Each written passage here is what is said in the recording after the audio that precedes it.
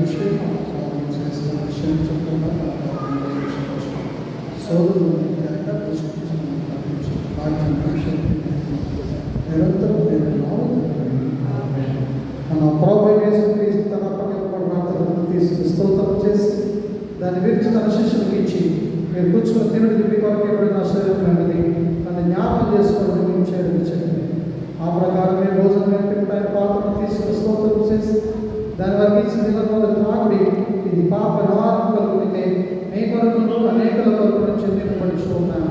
నా రక్తం కొత్త నిబంధన అయినది, ఇది త్రాగునప్పుడల్లా నన్ను జ్ఞాపకం చేసుకొని పెంచేయడం చెప్పాను. ప్రభు యొక్క సమాధానం ఎల్లప్పుడూ వెతనుగా